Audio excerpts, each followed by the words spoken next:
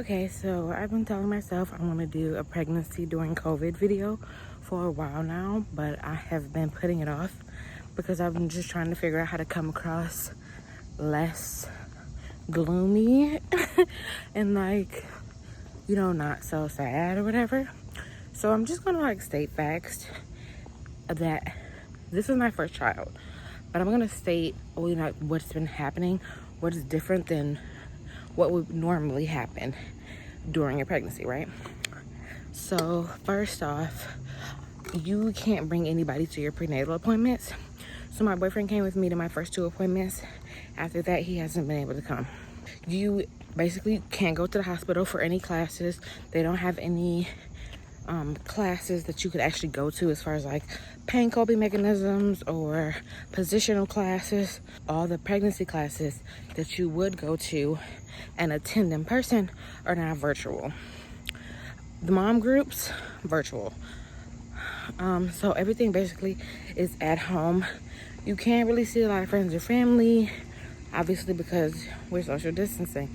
So our baby shower looked like a Zoom call. You can only have one person in the room when you labor. Some hospitals will let you have a support person and a doula or a midwife in there. But most hospitals are just giving you one person. So I chose my boyfriend. Therefore, I chose not to have a doula. Now, I was in contact with doulas during my pregnancy, or I still am in contact with doulas during my pregnancy, but I just chose not to officially have one come to my house and do everything that a doula would do, because I just felt like paying $600 to have a doula, not be able to come to my house or not be able to attend the birth for support was just a waste of money to me, because basically doulas are $600 and up. So if they can't actually attend the birth and it's not going to be the whole experience, I'd rather not have it, to be honest, because I can look up a lot of information and I can reach out to doulas that I know, to get a little bit more information. But honestly, they just help you cut down on all the research that you have to do during pregnancy. So basically, I just chose to do all that research myself instead of hiring somebody to do it for me.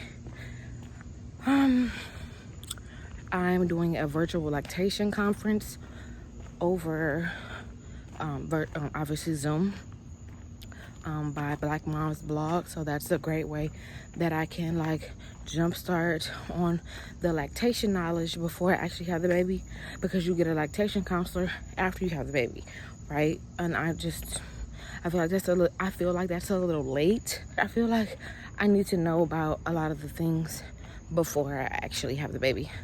So I'm gonna do that. Those are just some of the things, some of the things that you have to go through because of COVID.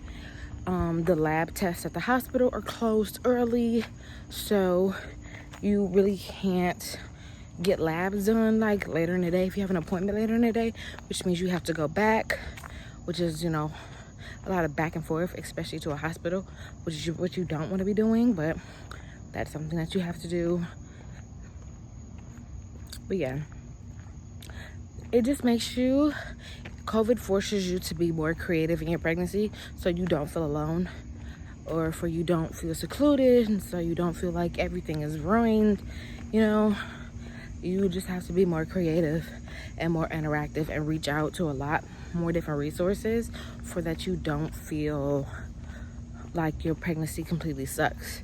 To be honest, I did a lot of research. I joined a lot of groups to make sure that I wasn't sad and miserable my whole pregnancy.